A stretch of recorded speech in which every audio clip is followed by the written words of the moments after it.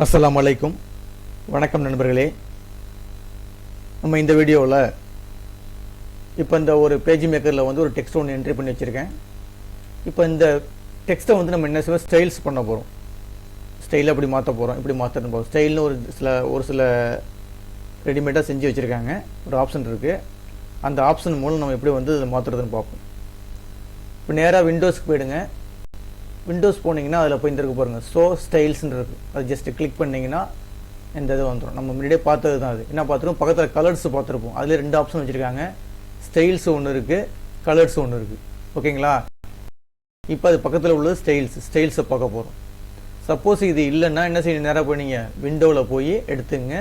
Show ஸ்டைல்ஸ்ன்னு இருக்கும். கலர்ஸுக்கு வந்து நம்ம கண்ட்ரோல் ஜே கொடுத்துருப்போம் ஷார்ட்கட். இதுக்கு வந்து என்னது கண்ட்ரோல் பின்னு கொடுத்துருக்காங்க. வேணால் கொடுத்து பாருங்கள். இங்கே இருந்துக்கிட்டு கண்ட்ரோல் பி கொடுத்தீங்கன்னா அந்த ஸ்டைல்ஸ் இது வந்துடும். இது வந்துருச்சு. ஓகேங்களா? இப்போ ஃபஸ்ட்டு இருக்கிறது வந்து நோ ஸ்டைலில் இருக்குன்னு வச்சிங்களேன். இப்போ எக்ஸாம்பிளுக்கு நோ ஸ்டைலில் இருக்குது. இப்போ பாருங்கள், இந்த பாராகிராஃபை செலெக்ஷன் பண்ணுறேன். ஃபஸ்ட்டு பாராகிராஃபை செலக்ட் பண்ணியிருக்கேன். செலக்ட் பண்ணிவிட்டு இப்போ என்ன கொடுக்க போகிறேன், நான் வந்து பாடி டெக்ஸ்ட்னு கொடுக்க போகிறேன். கொடுத்தீங்கன்னா என்ன செய்யுதுன்னா, ஃபஸ்ட்டு லைன் மட்டும் என்ன செய்து பாருங்கள், 5 பேஜ் ஜம்ப் பண்ணிவிடுது.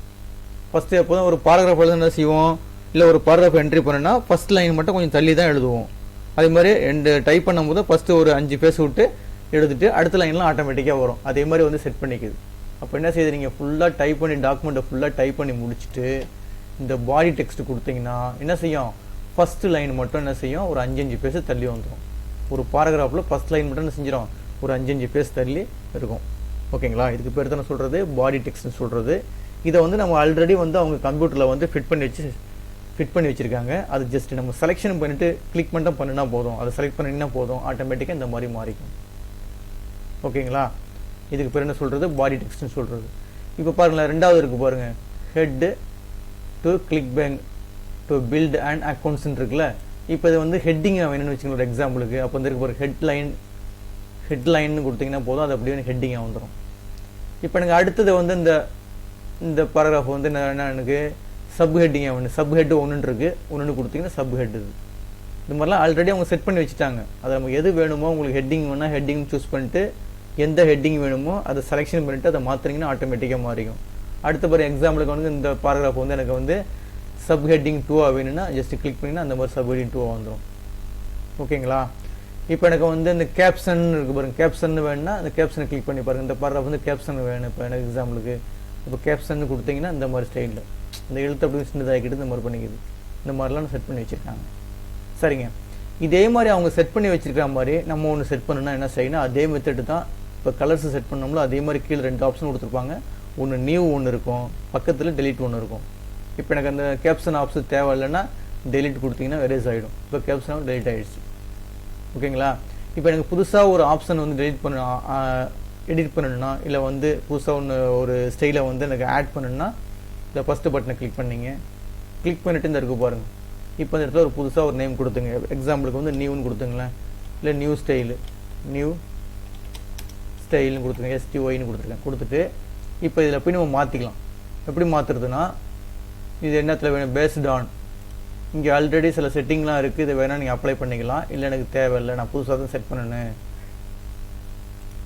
புதுசாக தான் இதில் வேணால் கொடுத்துக்கலாம். இல்லைன்னா தேவையில்லைனா விட்டுருங்க, நோ ஸ்டைல்னு கொடுத்துருங்க, இல்லை சேம் ஸ்டைல் கொடுத்துருங்க. இங்கே போய் மாற்றிக்க வேண்டியது கேரக்டரு, பேராகிராஃபு, டேப்ஸ்லாம் இருக்குல்ல, இதை போய் ஜஸ்ட் கிளிக் பண்ணுங்கள். இப்போ கேரக்டரை கிளிக் பண்ணுங்கள். கேரக்டரை கிளிக் பண்ணிங்கன்னா என்ன செய்யணும்னா, உங்களுக்கு என்ன செஞ்சுக்கலாம், ஃபாண்ட்டு மாற்றிக்கலாம், ஃபாண்ட்டு சைஸு மாற்றிக்கலாம், ஃபாண்ட்டு கலர் மாற்றிக்கலாம். இந்த கலர்னுடைய டிண்ட்டு, அதாவது எனக்கு பிரைட்டாக வேணுமா இல்லை டல்லாக வேணுமா, அந்த இதெல்லாம் பண்ணிக்கலாம், எல்லாமே பண்ணிக்கலாம். இப்போ எக்ஸாம்பிளுக்கு பாருங்களேன், நம்ம ஃபாண்ட்டு மட்டும் மாற்றி பார்ப்போம். இல்லை ஒரு ஃபாண்ட்டு மாற்றிங்க. இந்த ஃபாண்ட்டு கொடுத்துருக்கேன், இந்த ஒரு ஃபாண்ட் ஒன்று கொடுத்துட்டு அதனுடைய சைஸை வந்து எனக்கு வந்து 14ன்னு மாற்றிருக்கேன். அடுத்தது வந்து எனக்கு அது கலர்ஸ் மாற்றுறேன். கலர்ஸ் வந்து எனக்கு அதில் வந்து ப்ளூ கலர் கொடுத்துருக்கேன். ஓகேங்களா? கொடுத்துட்டு இட்டாலி கொடுத்துருக்கேன். இட்டாலிக்குனா வந்து எழுத்து கொஞ்சம் சாய்வாக இருக்கும். எனக்கு வந்து எழுத்து வந்து நார்மலில் கொடுத்துட்டேன். ஓகேங்களா? இது மட்டும் கொடுத்துட்டு நான் ஓகே பண்ணிவிட்டு இங்கேயும் ஓகே பண்ணிட்டேன். ஓகே பண்ணேன்னா அந்த ஸ்டைலிங் வந்துருச்சு பாருங்கள், நியூ STYன்னு கொடுத்துருங்க. அந்த இருக்குது பார்த்தீங்களா? அப்போ இதை எக்ஸாம்பிளுக்கு பாருங்களேன், இதை செலெக்ஷன் பண்ணிவிட்டேன். செலெக்ஷன் பண்ணிவிட்டு அந்த நியூ கொடுத்தோடனே ஆட்டோமேட்டிக்காக மாறிடுச்சு பாருங்கள். இப்போ பாருங்கள், இந்த பாராகிராஃப் செலெக்ஷன் பண்ணியிருக்கேன். செலெக்ஷன் பண்ணிவிட்டு அந்த நியூ கொடுத்தோன்னே அதுக்கு தகுந்த மாதிரி மாறிடுச்சு. இந்த மாதிரிலாம் என்ன செஞ்சுக்கலாம், நம்மளும் ஒரு ஸ்டைல் ஒன்று க்ரியேட் பண்ணிக்கலாம். இப்போ திருப்பி பாருங்கள், இப்போ இதே ஸ்டைலை நான் எடிட் பண்ணணும். எனக்கு வந்து இந்த ஸ்டைல் நல்லா இல்லை, எனக்கு திருப்பி எடிட் பண்ணணும்னா எடிட் பண்ணிக்கலாம். அப்போ இதில் ஜஸ்ட் கிளிக் பண்ணிவிட்டு நியூ கொடுத்துருங்க. நியூ கொடுத்துருங்க வந்துருச்சு. நியூ கொடுத்துருங்க வந்துருச்சுன்னா எந்த ஸ்டைல் வேணுமோ அந்த ஸ்டைலை எடிட் பண்ணிக்கலாம். எடிட் பண்ணுறோட ஆப்ஷன் கொடுத்துருக்காங்க. அப்படி இல்லைன்னா இங்கே இருக்குது பாருங்கள், அந்த டைப்பில் இருக்குது பாருங்கள். டைப்பில் போய் டிஃபைன் ஸ்டைல்னு இருக்குது பாருங்கள். இந்த ஸ்டைல் கொடுத்துட்டு உங்களுக்கு எந்த ஃபாண்ட் வேணுமோ, இப்போ பாருங்க நியூ STYன்னு கொடுத்துருந்தேன்னா கொடுத்துட்டு எடிட் இருக்கு பாருங்கள், எடிட் ஆப்ஷன். நியூ கொடுத்து இங்கேருந்து பண்ணிக்கலாம். சப்போஸ் உங்களுக்கு இப்படி பண்ணலாம் கூட என்ன செய்யலாம், நீங்கள் நேராக வந்து டைப்புக்கு போயிடுங்க. டைப்பில் போய் டிஃபைன் ஸ்டைல் கொடுத்துட்டு இப்போ எனக்கு எக்ஸாம்பிளுக்கு இந்த நியூ ஸ்டைலுங்கிறது வந்து எடிட் பண்ண போகிறேன். இப்போ நியூ ஸ்டைலை ஜஸ்ட் கிளிக் பண்ணிங்க. கிளிக் பண்ணிட்டு பக்கத்தில் வந்து சைடில் வந்து எடிட்னு இருக்கு பாருங்க, ஜஸ்ட் கிளிக் பண்ணிங்கன்னா உங்களுக்கு இந்த ஸ்டைலை மாற்றிக்கலாம். எப்படி மாற்ற போகிறேன், கேரக்டரை போய் மாற்ற போகிறேன். எனக்கு வந்து எழுத்து வந்து எனக்கு 18 வேணும், ஃபாண்ட்டு வந்து வேறு ஃபாண்ட்டு வேணும். அதே மாதிரி வந்து கலர்ஸ் வந்து எனக்கு வேறு கலர் வேணும். கலர் வந்து ரெட் கலர் கொடுத்துட்டேன். ஓகேங்களா, இதெல்லாம் கொடுத்துட்டு ஓகே பண்ணிட்டேன். அதே மாதிரி வந்து நார்மல் இல்லாமல் போல்டாக வேணும் எனக்கு. போல்டு இதில் வராது. போல்டு கொடுத்துட்டேன். போல்டு கிளிக் பண்ணிட்டு ஓகே பண்ணிட்டேன். இங்கேயும் ஓகே பண்ணிட்டேன். இப்போ போய் செலெக்ஷன் பண்ணி பாருங்கள், இங்கேயும் ஓகே பண்ணிடுச்சு. ஓகே பண்ணிவிட்டு இப்போ பாருங்களேன், இப்போ இந்த டெக்ஸ்ட்டை செலெக்ஷன் பண்ணுறோம். செலெக்ஷன் பண்ணிவிட்டு இந்த நியூ ஸ்டைல் கிளிக் பண்ணி பாருங்கள். இந்த பாருங்கள் கொஞ்சம் பெருசாக இருக்குது பாருங்கள். இந்த மாதிரிலாம் பண்ணிக்கலாம். ஓகேங்களா, ரெட் கலரில் வந்துருச்சு. இந்த மாதிரிலாம் மாற்றுறதுலாம் நீங்கள் மாற்றிக்கலாம். அப்போ எப்படி பண்ணால் பார்த்துருக்கோம், எப்படி ஸ்டைல்ஸ்னு என்னென்னு தெரியும். ஸ்டைல் வந்து ஆல்ரெடி ஒரு 5-6 ஸ்டைலு வந்து அந்த கம்பெனியே க்ரியேட் பண்ணி வச்சுருக்காங்க. அதை அப்ளை பண்ணி பார்த்துங்க. உங்களுக்கு புதுசாக ஸ்டைல் வேணும்னா என்ன செய்ய வேண்டியது, நீங்கள் போய் நியூ மூலம் இது பண்ணிக்கலாம். அந்த இருக்குது பார்த்தீங்க, கீழே இருக்குது பட்டன் இருக்குது, நியூ ஒன்று இருக்குது. அதே மாதிரி வந்து டெலிட் இருக்குது. டெலிட்னா ஒரு ஸ்டைலை வந்து டெலிட் பண்ணிக்கலாம். இப்போ இந்த நியூ ஸ்டைலுக்கு டெலிட் தேவையில்லை, எனக்கு டெலிட் பண்ணணும். இந்த ஸ்டைல் எனக்கு தேவையில்லைன்னா டெலிட் கொடுத்தீங்கன்னா இந்த மாதிரி கேட்கும். எஸ் கொடுத்தீங்கன்னா போயிடும், ஓகே கொடுத்தீங்கன்னா போயிடும். இப்போ புதுசாக க்ரியேட் பண்ணணுன்னா ஜஸ்ட்டு கிளிக் பண்ணிங்க. கிளிக் பண்ணிவிட்டு என்ன செஞ்சிட வேண்டியது, இந்த இடத்துல நேம் கொடுத்துங்க. ஸ்டைல் STY 1ன்னு கொடுத்துருக்கேன். ஸ்டைல் 1ன்னு கொடுத்துட்டு பாராகிராஃப் கேரக்டருக்கு போயிடுங்க. கேரக்டரில் போய் உங்களுக்கு என்ன ஃபாண்ட்டு மாற்றணுமோ அந்த ஃபாண்ட்டு மாற்றிங்க. உங்களுக்கு எந்த ஃபாண்ட்டு தேவைப்படுதோ அந்த ஃபாண்ட்டு கொடுத்துங்க. இந்த ஃபாண்ட்டு கொடுத்துருக்கேன். அதனுடைய சைஸ் என்னத்தில் வேணும் எனக்கு. இப்போ எக்ஸாம்பிளுக்கு 36 கொடுத்துருக்கேன். அதே மாதிரி வந்து கலர்ஸ் மாற்றினா கலர்ஸ் மாற்றிங்க. இல்லை கலர்ஸ் எனக்கு நார்மலாக வேணும், கொஞ்சம் டல்லாக வேணும்னா எனக்கு ரெட் கலர் கொடுத்துட்டு 50% கொடுத்துருக்கேன்.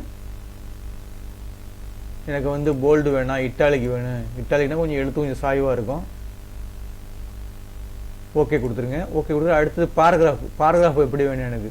பாராகிராஃப்னா அந்த எக்ஸாம்பிளுக்கு வந்து ஒரு பாராகிராஃபை செலக்ட் பண்ணும்போது எனக்கு லெஃப்ட்டில் எவ்வளோ கட் பண்ணணும், ரைட்டில் எவ்வளோ மார்ஜின் வேணும், இந்த மாதிரிலாம். இப்போ எனக்கு பாருங்களேன், இப்போ ஒரு பாராகிராஃப் இது பண்ணும்போது லெஃப்ட் சைடில் மட்டும் எனக்கு 5 பேஜ் வரணும். இல்லை அந்த பாராகிராஃபில் 5 பேஜ் தள்ளி வரணும், 5 பேஜ் கொடுக்கலாம். 5 mm கொடுத்துருக்கேன்.